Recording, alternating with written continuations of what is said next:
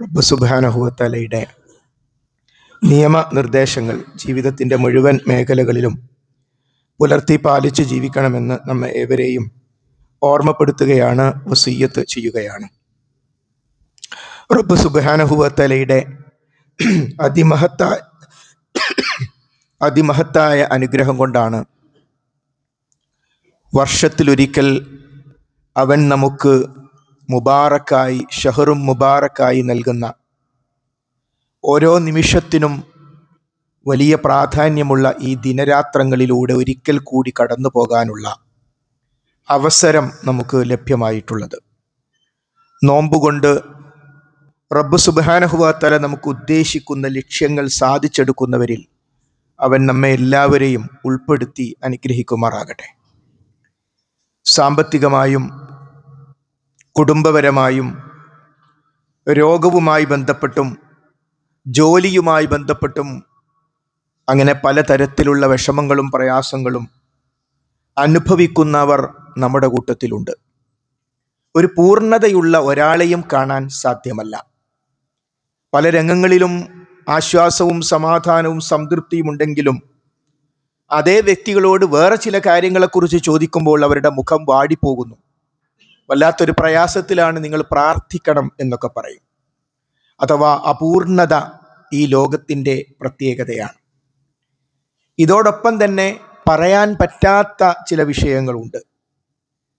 സ്വന്തം ഇണയോട് തുറന്നു പറയാൻ പറ്റാത്ത, മക്കളോട്, മാതാപിതാക്കളോട് പറയാൻ പറ്റാത്ത. കാരണം എന്താണ്? തിന്മകൾ പ്രവർത്തിച്ചു പോയി. അത് സ്വന്തക്കാരോട് പറയാൻ പറ്റുമോ? പറ്റില്ല, പറയേണ്ടതും ഇല്ല.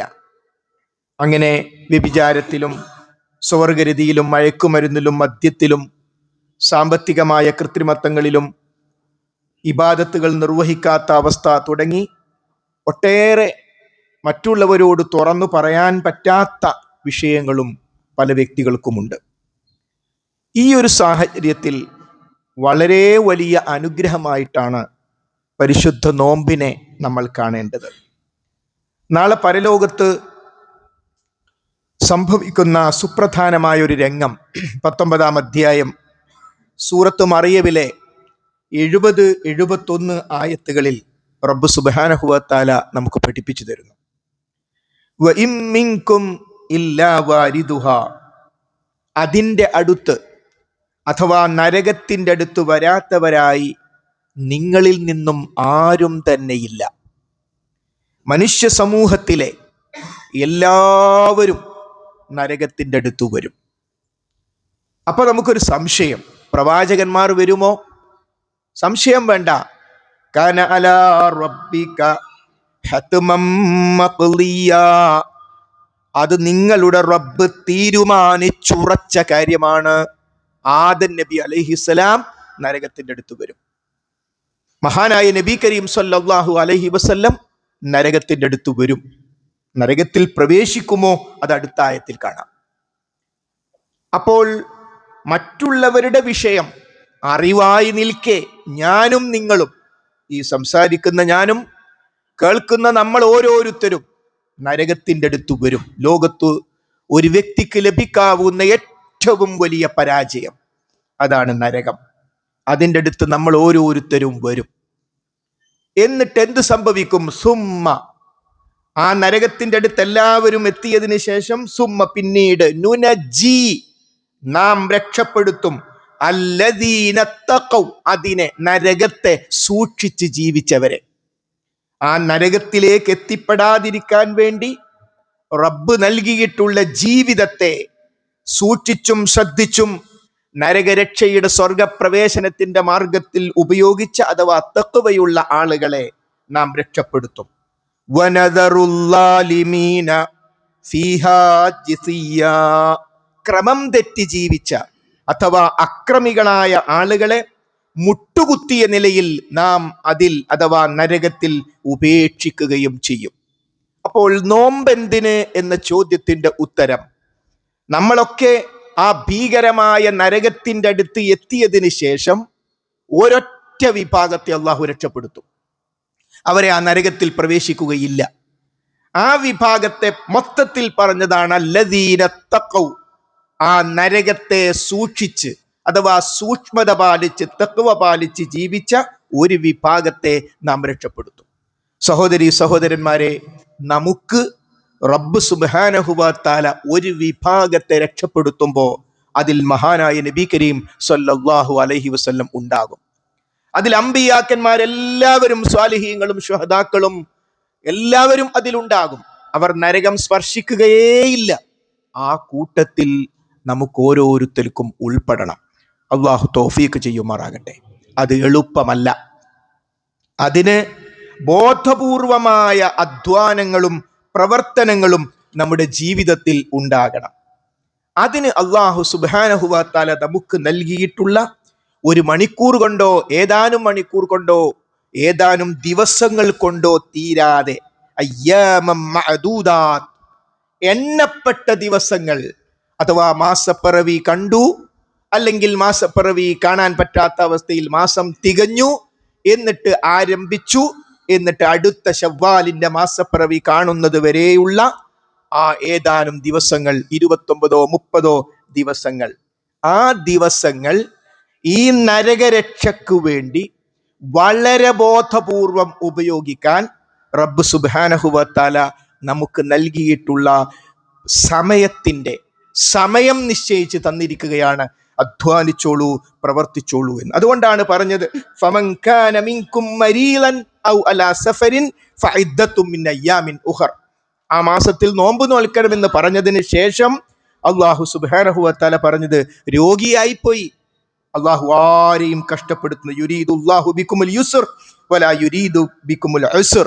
അള്ളാഹു സുബ്ഹാനഹു വ തആല നിങ്ങൾക്ക് പ്രയാസത്തെ ഉദ്ദേശിക്കുന്നില്ല, എളുപ്പത്തെയാണ് ഉദ്ദേശിക്കുന്നത്. അതുകൊണ്ട് രോഗികൾ രോഗം തന്നെ കൂടുന്ന രൂപത്തിൽ നോമ്പ് നോൽക്കണോ? വേണ്ട, അവർക്ക് ഇളവുണ്ട്. യാത്രക്കാർ അവർക്ക് ഇളവുണ്ട്. പക്ഷേ ഫഇദ്ദത്തും മിൻ അയ്യാമിൻ ഉഖർ, മറ്റൊരു ദിവസം അവർ നോമ്പ് നോറ്റുവിട്ടണം. എന്നാൽ രോഗികളുടെ വിഷയം പറയുമ്പോൾ സഫ് ഒന്ന് അടുത്തിരിക്കുക, ഇടയ്ക്ക് ഒഴിവില്ല എന്ന് ഉറപ്പുവരുത്തുക. അതിനുശേഷം ആൾക്കാർ താഴോട്ട് പോട്ടെ. എല്ലാ സഫും ഒന്ന് പൂർണ്ണാക്കുക, ബാക്ക് മുതൽ എല്ലാവരും ഒന്ന് നോക്കിയിട്ട് ക്ലിയർ ആക്കുക. അപ്പോൾ നാം പറഞ്ഞുകൊണ്ട് വന്നത്, മഹാനായ നബി കരീം സല്ലല്ലാഹു അലൈഹി വസല്ലം നോമ്പിന്റെ ഈ ആയത്തുകൾ പഠിപ്പിച്ചു കൊടുക്കുമ്പോൾ, ഇനി ഒരാൾക്ക് നോമ്പ് നോൽക്കാൻ പറ്റുന്ന രൂപത്തിലേക്ക് ആരോഗ്യാവസ്ഥ തിരിച്ചു വരില്ല എന്ന് കരുതുക. അല്ലെങ്കിൽ പ്രസവം കഴിഞ്ഞു, വീണ്ടും റബ്ബിന്റെ തീരുമാനപ്രകാരം മറ്റൊരു കുട്ടിയൂടി ഒരൊറ്റ വർഷത്തിന്റെ ഉള്ളിൽ ഉണ്ടായി. ഒരിക്കലും നോമ്പ് നോൽക്കാൻ പറ്റിയ അവസ്ഥയല്ല. അത്തരം കാര്യങ്ങളിലും റബ്ബാണല്ലോ സൃഷ്ടാവ്. അവൻ പറഞ്ഞത് വഅലല്ലദീന യുതീഖൂന ഫിദിയത്തുൻ തആമു മിസ്കീൻ. അവരെന്ത് ചെയ്യണം? പാവപ്പെട്ടവർക്ക് ഒരു സമയത്തെ അവർക്ക് ഭക്ഷണം കൊടുക്കണം. നോമ്പിന് പകരമായി അല്ലാഹു സുബ്ഹാനഹു വ തആല ഫിദിയ കൊടുക്കാൻ വേണ്ടി നിർദ്ദേശിച്ചിരിക്കുന്നു. അതുകൊണ്ട് ഈ മാസത്തിൽ നമ്മൾ ഏറ്റവും കൂടുതൽ ശ്രദ്ധിക്കേണ്ടുന്ന കാര്യം നോമ്പ് നോൽക്കണം എന്ന കാര്യമാണ്. നോമ്പ് നോൽക്കണം. വെള്ളിയാഴ്ച പള്ളിയിൽ പോയില്ലേ, സമുദായത്തിന് പേര് വെട്ടിപ്പോകല്ലോ എന്ന് വിചാരിച്ചിട്ട് ചില സമുദായത്തിലെ ചിലർ വെള്ളിയാഴ്ച മാത്രം പള്ളിയിൽ വരും, വെള്ളിയാഴ്ച മാത്രം നോമ്പ് നോൽക്കുക. അല്ലെങ്കിൽ താൻ ഇഷ്ടപ്പെടുന്ന ഒരു അവനവൻ തീരുമാനിക്കുക ഞാൻ നോമ്പ് നോൽക്കണ്ട എന്നാണ്. ഇതൊന്നും നമുക്ക് അധികാരമില്ല. നമ്മളെ സൃഷ്ടിച്ച റബ്ബ് പറയുന്നു, നോമ്പ് നോൽക്കാനുള്ള അവസ്ഥയുണ്ടോ എങ്കിൽ കുത്തിബ അലൈക്കും, നിങ്ങളുടെ മേൽ നിർബന്ധമാക്കപ്പെട്ടിരിക്കുന്നു. നിർബന്ധമാക്കി എന്ന് പറഞ്ഞ അർത്ഥം ചെയ്തില്ലെങ്കിൽ ശിക്ഷിക്കപ്പെടും എന്നാണ് അതിന്റെ അർത്ഥം. ചെയ്തില്ലെങ്കിൽ ശിക്ഷിക്കപ്പെടും. 8 10 വയസ്സുമുള്ള കൊച്ചുമക്കള് നോമ്പ് നോൽക്കുമ്പോ വലിയ വലിയ മനുഷ്യന്മാര് നോമ്പ് നോൽക്കാതെ നടക്കുന്നു നമ്മുടെ കൂട്ടത്തിൽ ചിലരെങ്കിലും. വലിയ അപകടമാണത്. ചിലർ ഇടക്ക് നോമ്പ് മുറിച്ചു കളയും. പടച്ചോൻ വലിയ കാരുണ്യവാനല്ലേ, എനിക്ക് ദാഹം കൊണ്ട് സഹിക്കുന്നില്ല, ഞാൻ വെള്ളം കുടിക്കട്ടെ, ഞാൻ എന്താ പടച്ചോൻ വലിയ കാരുണ്യവാനല്ലേ എന്ന് അവരറിയണം. മഹാനായ നബി കരീം സല്ലല്ലാഹു അലൈഹി വസല്ലം ഒരിക്കലൊരു സ്വപ്നം കാണുകയാണ്. പ്രവാചകന്മാരുടെ സ്വപ്നം ദീനിൽ തെളിവാണ്. അമ്പിയാക്കന്മാരുടെ സ്വപ്നം ദീനിൽ തെളിവാണ്. സ്വഹാബത്തിന്റെ സ്വപ്നം പോലും ദീനിൽ തെളിവല്ല, റസൂലുള്ള സത്യപ്പെടുത്തിയാലല്ലാതെ. എന്താ റസൂലുള്ള കണ്ട സ്വപ്നം? 2 ആളുകൾ വന്നു, അവർ മലക്കുകളായിരുന്നു. റസൂലുള്ളയുടെ കൈപിടിച്ചു, എന്നിട്ടൊരു വലിയ പർവ്വതത്തിന്റെ മലയുടെ മുകളിലേക്ക് കയറാൻ വേണ്ടി പറഞ്ഞു. റസൂലുള്ള പറഞ്ഞു, എനിക്ക് കഴിയില്ല, അത്രയും കുത്തനെ നിൽക്കുന്നതല്ലേ, എനിക്ക് കഴിയില്ല, ഞങ്ങൾ സഹായിക്കാം. അങ്ങനെ ആ മലക്കുകൾ റസൂലുള്ളയെ ആ പർവ്വതത്തിന്റെ മുകളിൽ കൊണ്ടുപോയപ്പോൾ അവിടുന്ന് ഘോര ശബ്ദം കേൾക്കുന്നു, സഹിക്കാൻ പറ്റാത്ത ശബ്ദം കേൾക്കുന്നു. ആരാണവർ? മൻ ഹഉലാഇ? നബി കരീം സല്ലല്ലാഹു അലൈഹി വസല്ലം ചോദിച്ചു, ആരാണവർ? ഹഉലാഇ അല്ലദീന യുഫ്തിറൂന ഖബ്ല തഹില്ലത്തി സൗമിഹിം. സമയമാകാതെ നോമ്പ് മുറിച്ചു കളഞ്ഞവരാണവർ. ഒട്ടും ശ്രദ്ധിക്കാതെ നോമ്പങ്ങ് മുറിച്ചു കളഞ്ഞു അവര്. അവർക്കുള്ള ശിക്ഷയാണത് എന്ന്. എന്തിനാണ് സഹോദരി സഹോദരന്മാരെ ഇത് നമ്മളെ അറിയിച്ചത്? ഈ ഒരു മഹാ അപകടം. നമ്മുടെ സ്വന്തം തീരുമാനപ്രകാരം നോമ്പ് നോൽക്കാതിരിക്കുകയും നോറ്റ നോമ്പിനെ നമ്മുടെ ഇഷ്ടപ്രകാരം മുറിക്കാനും പാടില്ല. അങ്ങനെ വന്നാൽ അവർക്കുള്ള ഭീകരമായ ശിക്ഷയാണ്.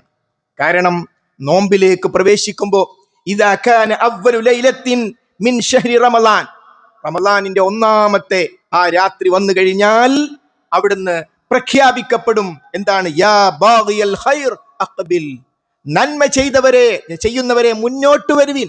നന്നാകാൻ താല്പര്യമുണ്ടോ ആർക്കെങ്കിലും? അതതിന്റെ അർത്ഥം. നന്നാകണം എന്ന് ആർക്കെങ്കിലും താല്പര്യമുണ്ടോ? മുന്നോട്ട് വരിൻ, നിങ്ങളുടെ അവസരം വന്നിരിക്കുന്നു. വയാ ബാഗിയ ശർറ്, തിന്മ ചെയ്യുന്നവരെ അക്സിർ, നിർത്ത്, ചുരുക്ക്, മതിയാക്കി. എന്താ ഈ കാട്ടിക്കൂട്ടിക്കൊണ്ടിരിക്കുന്നത്? എന്താ ഈ സ്വന്തം? ഒരു മലക്കിന്റെ വിളിയാളമാണ് അത്. ഈ വർഷവും ഉണ്ടായി. ഒന്നാമത്തെ നോമ്പ് പ്രഖ്യാപനത്തോടുകൂടി ഉണ്ടായ വിളിയാളമാണത്. അതുകൊണ്ട് റബ്ബ് സുബ്ഹാനഹു വ തആലയുടെ നിശ്ചയമാണ്, നന്മ ചെയ്യുന്നവരെ, നന്നാകാൻ തീരുമാനിക്കുന്നവരെ മുന്നോട്ട് വരുവീൻ. നമ്മൾ അതിന് ഉത്തരം കൊടുക്കണം. ആ വിളിക്ക് നമ്മൾ ഉത്തരം കൊടുത്ത് നന്നാകാൻ നമ്മൾ തയ്യാറാകണം. അതിനാവശ്യമായ ദിനരാത്രങ്ങളാണ് സഹോദരി സഹോദരന്മാരെ നമ്മളിലൂടെ മുന്നോട്ട് പോകുന്നത്. നോമ്പിന് നമ്മൾ ചെയ്യേണ്ടത് ഒന്ന്, നോമ്പ് നോൽക്കുക എന്നതാണ്.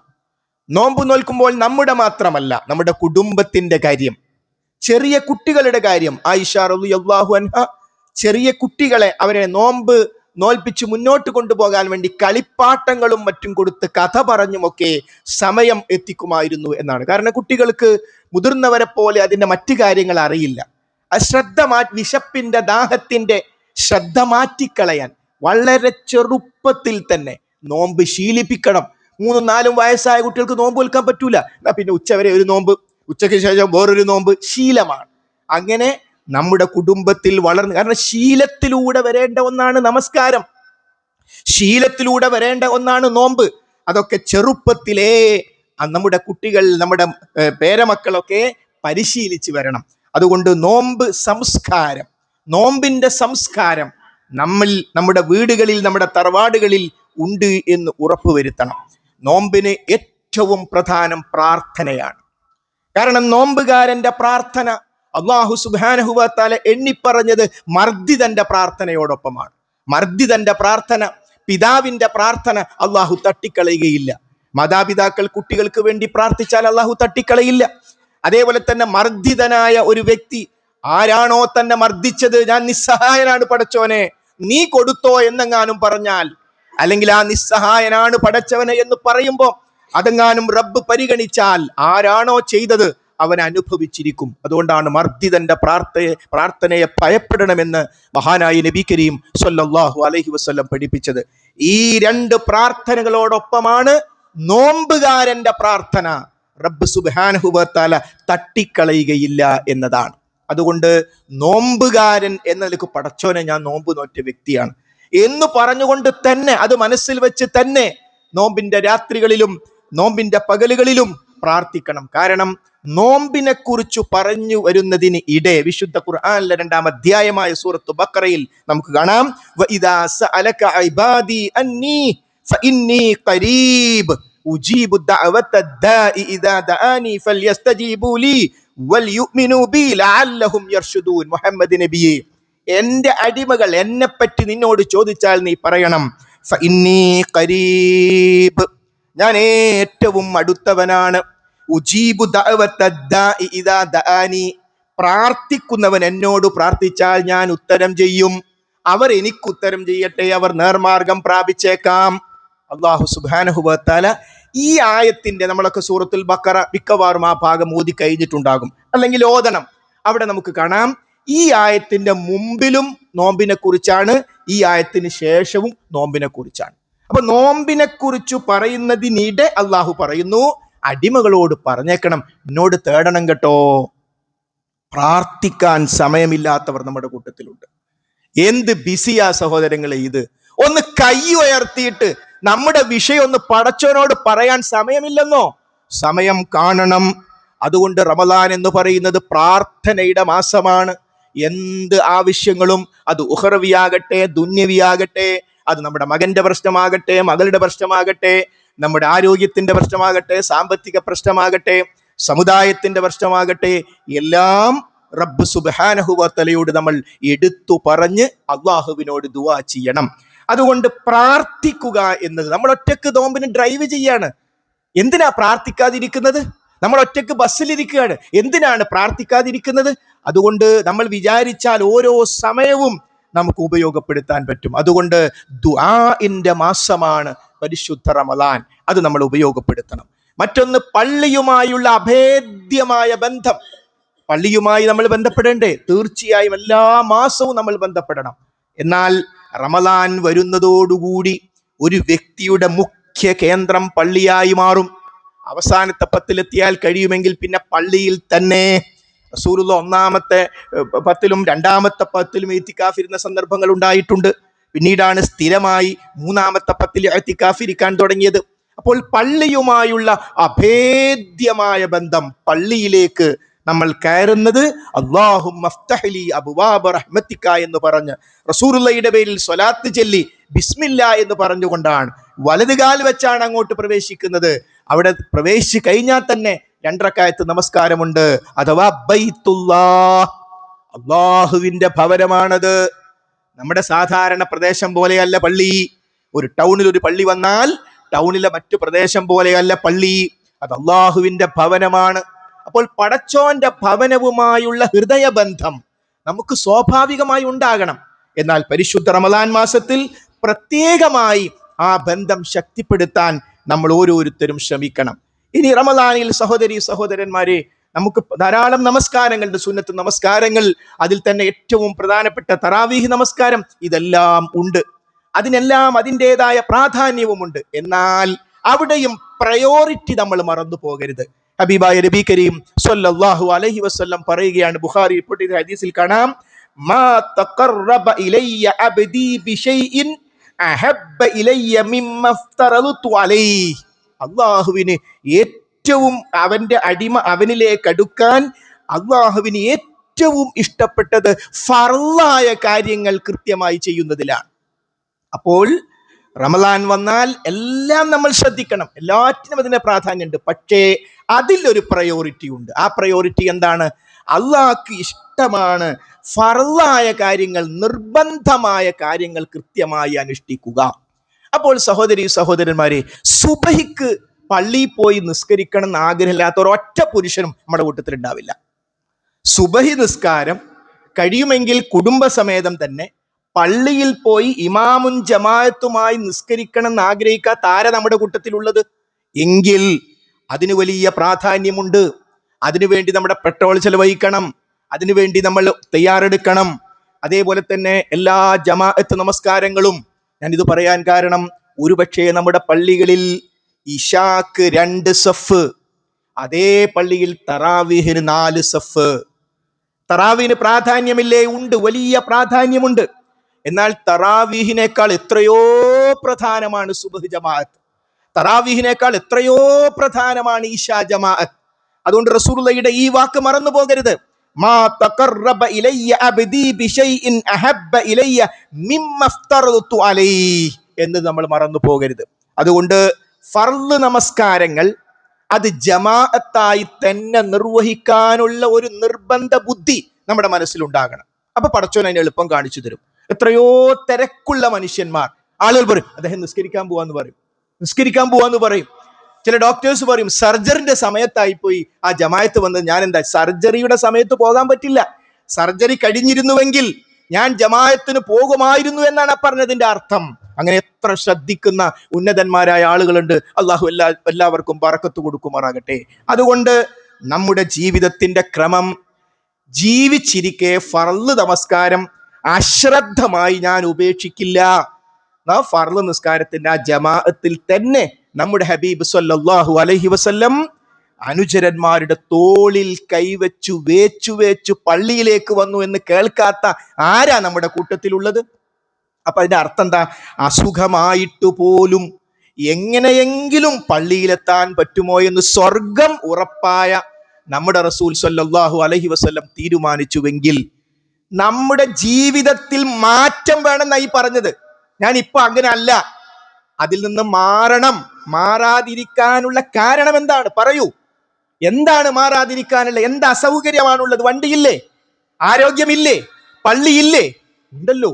അപ്പോൾ അതുകൊണ്ട് സഹോദരി സഹോദരന്മാരെ, ആ കാര്യം നമ്മൾ പ്രത്യേകം ശ്രദ്ധിക്കണം. മറ്റൊന്ന്, പരിശുദ്ധ റമളാനിൽ നമുക്കുള്ള ഏറ്റവും പ്രധാനപ്പെട്ട ഒന്ന് സുന്നത്ത് നമസ്കാരങ്ങൾ വീട്ടിൽ വെച്ച് നിസ്കരിക്കലാ അള്ളാഹ്ക്ക് ഇഷ്ടം. ഒരാള് സുബൈക്ക് പള്ളിയിൽ പോവുകയാണെങ്കിൽ സുബൈക്ക് മുമ്പുള്ള 2 റക്അത്ത് വീട്ടിൽ നിസ്കരിച്ച് പള്ളിയിൽ പോയാൽ കൂടുതൽ കൂലിയായി. പള്ളിയിലെത്തുമ്പോൾ ജമാഅത്തായിട്ടില്ലേ വീണ്ടും നമുക്ക് തഹിയ്യത്ത് നിസ്കരിക്കാം.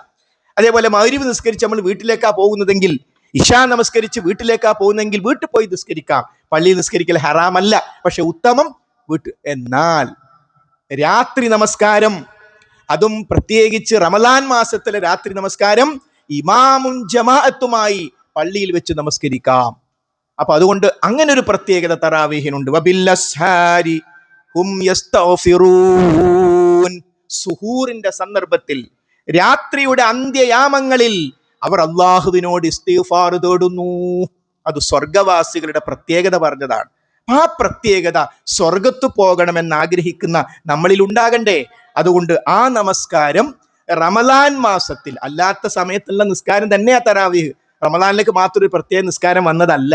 അതേ നിസ്കാരം ശഅബാനിൽ ഉണ്ടായിരുന്നു, അതേ നിസ്കാരം ശവ്വാലിലും ഉണ്ട്. എന്നാൽ റമളാൻ മാസം എത്തിയപ്പോ നബി കരീം സല്ലല്ലാഹു അലൈഹി വസല്ലം അത് ഇമാമും ജമാഅത്തുമായി നിസ്കരിച്ചു കാണിച്ചു 3 ദിവസം.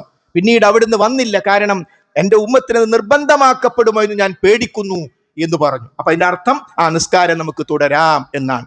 അതുകൊണ്ട് ആ നമസ്കാരം, മൻ ഖാമ റമളാന ഈമാനൻ വഹ്തിസാബൻ ഗുഫിറ ലഹു മാ തഖദ്ദമ മിൻ ദംബിഹി.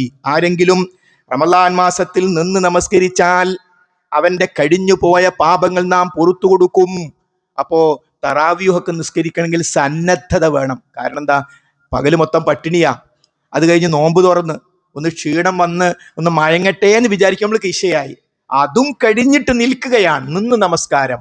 ആ നമസ്കാരം നമ്മൾ നിർവഹിക്കുമ്പോൾ വലിയ പ്രതിഫലം അതിനുണ്ട്. അതിലൊരു പ്രതിഫലം എന്താണ്? നമ്മളെ പാപം അല്ലാഹു അങ്ങോട്ട് പുറത്തുവരും. അപ്പൊ നിൽക്കുമ്പോൾ ഒരു പ്രയാസം, അല്ലെങ്കിൽ പടച്ചോനെ കഴിയുന്നില്ലല്ലോ, അപ്പൊ പ്രാർത്ഥിച്ചോളെ, പടച്ചോനെ ഇതിന്റെ ഫദ്ല് തരണേ, പാപങ്ങൾ പൊറത്തു തരണേ. നമ്മൾ ചെയ്ത പാപമൊക്കെ അങ്ങോട്ട് ഓർക്കുക. അതൊക്കെ പൊറത്തു തരാൻ അള്ളാഹു നിശ്ചയിച്ച ഏറ്റവും പ്രധാനപ്പെട്ട ഒരു നമസ്കാരമാണ് റമളാനിലെ ഖിയാമു റമളാൻ എന്ന പേരിൽ അറിയപ്പെടുന്ന തറാവീഹ് എന്ന് പിൽക്കാലത്ത് പറയപ്പെട്ട ഇമാമിങ്ങൾ പേര് തന്നെ കൊടുത്തിട്ടുള്ള തറാവീഹ് നമസ്കാരം. അള്ളാഹു സുബ്ഹാനഹു വ തആല ഇബാദത്തുകൾ കൃത്യമായി നിർവഹിക്കുവാനും നോമ്പ് നമ്മിൽ ഓരോരുത്തരും ഫലപ്രദമാകാനും നമ്മെ ഓരോരുത്തരെയും അനുഗ്രഹിക്കുമാറാകട്ടെ.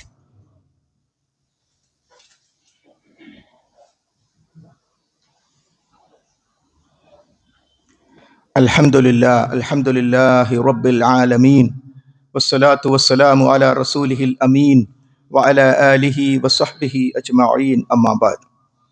ഒരിക്കൽ കൂടി റബ്ബ് സുബ്ഹാനഹു വ തആലയുടെ നിയമനിർദ്ദേശങ്ങൾ ശ്രദ്ധിക്കണം, സൂക്ഷിക്കണമെന്ന് ഓർമ്മപ്പെടുത്തുകയാണ്. പരിശുദ്ധ റമളാനിനെ അതിൻ്റെ ആദ്യഘട്ടത്തിൽ തന്നെ നമ്മൾ ശരിയാം വിധം ആസൂത്രണം ചെയ്തിട്ടില്ലെങ്കിൽ നഷ്ടത്തിൻ്റെ ദിനരാത്രങ്ങളായിരിക്കും നമ്മെ കാത്തിരിക്കുന്നത്.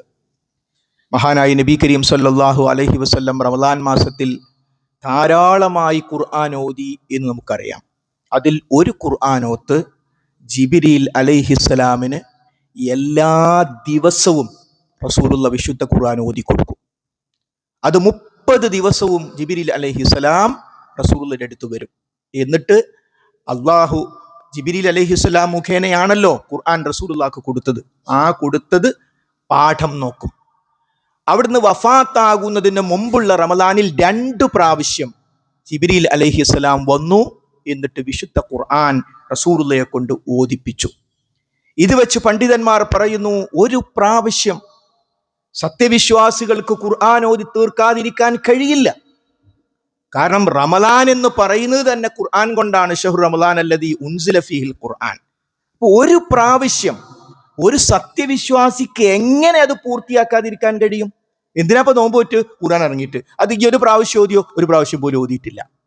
അപ്പൊ അതുകൊണ്ട് വിശുദ്ധ ഖുർആൻ പാരായണം ചെയ്യുന്ന വിഷയത്തിൽ തീരുമാനമെടുത്തില്ലെങ്കിൽ തീരുമാനമെടുക്കണം. ആ റസൂലുള്ളയോടൊപ്പം സ്വർഗത്തിൽ പോകലാ നമ്മുടെ ലക്ഷ്യം. അള്ളാഹു തൗഫീഖ് ചെയ്യുമാറാകട്ടെ. അതുകൊണ്ട് എന്തു വേണം? ഒരു പ്രാവശ്യം. വേറെ ചില പണ്ഡിതന്മാർ 2 പ്രാവശ്യം വിശുദ്ധ ഖുർആൻ പാരായണം ചെയ്യാനുള്ള പ്രേരണ ഇതിലുണ്ട്.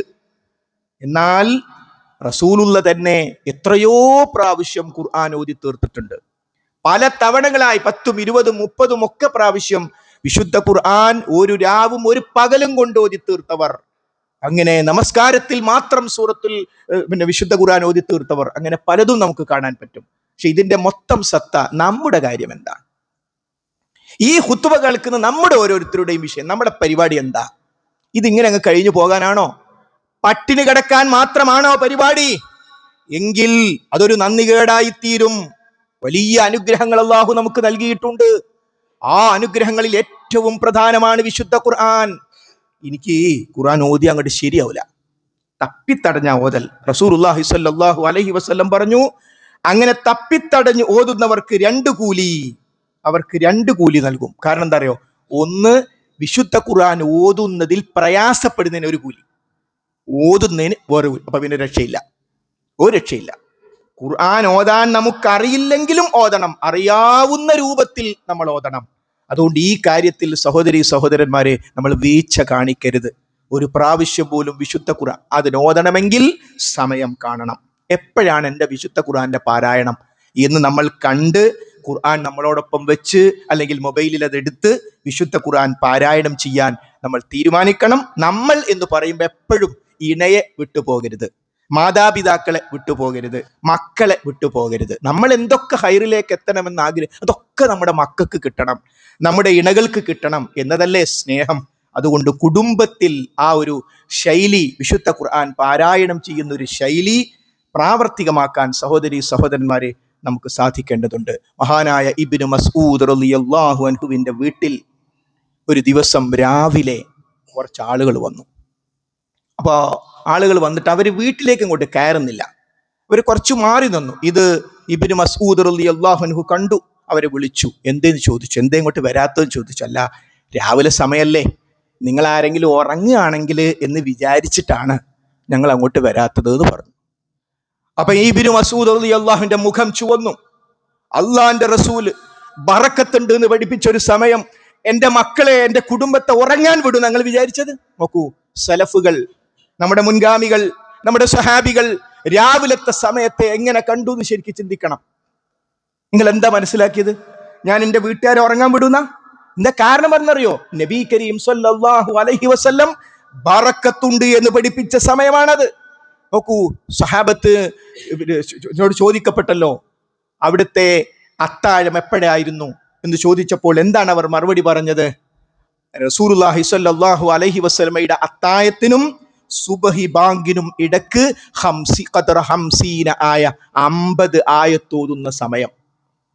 അതിന്റെ അർത്ഥം എന്താ? അത്താഴം കഴിഞ്ഞാൽ സ്വഹാബി സമൂഹത്തിന്റെ പ്രത്യേകത ഖുർആൻ ഇങ്ങനെ ഓതുക, അപ്പൊ ബാങ്കാട്ട് കൊടുക്കും. ഖുർആൻ ഓത്തിനെയാണ് അവിടെ ഈ മൊബൈലിൽ തോണ്ടി കളിക്കുന്ന സമയം നല്ല പറഞ്ഞത്, മറിച്ച് എന്താ പറഞ്ഞത്? 50 ആയ 50 ആയത്തോതുന്ന സമയം.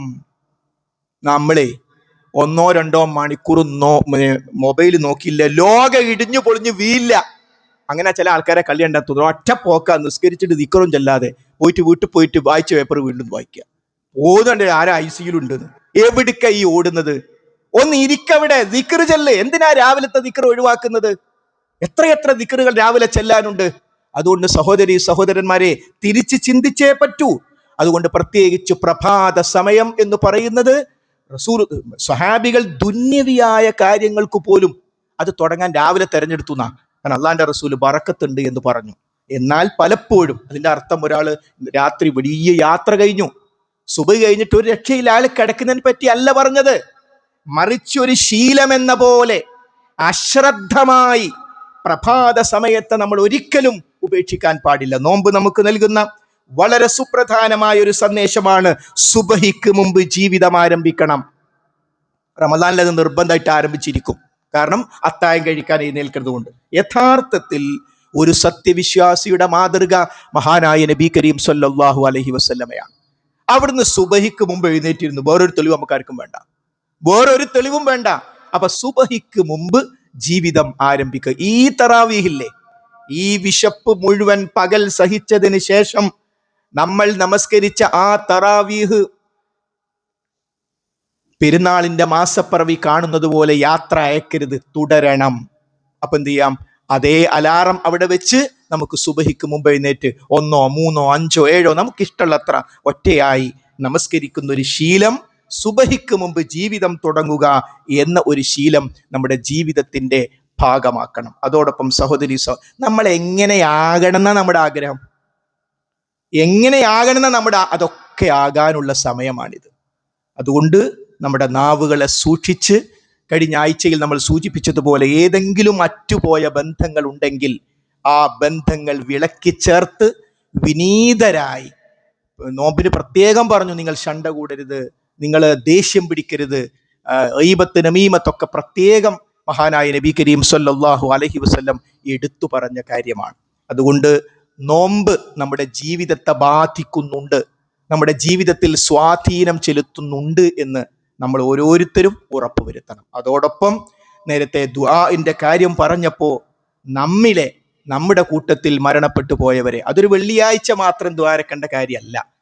നമ്മുടെ കൂടപ്പിറപ്പുകളായി നമ്മളോടൊപ്പം ഉണ്ടായിരുന്നവരോട് നമുക്ക് ചെയ്യാൻ പറ്റുന്ന ഏറ്റവും വലിയ അവരോടുള്ള കാരുണ്യം മനസ്സറിഞ്ഞ് ഹൃദയത്തിൽ തട്ടി നമ്മുടെ പ്രിയപ്പെട്ട ഉപ്പാക്ക് വേണ്ടി, മരിച്ചുപോയ ഉമ്മാക്ക് വേണ്ടി, നമ്മുടെ മക്കൾക്ക് വേണ്ടി പ്രാർത്ഥിക്കുക എന്നതാണ്.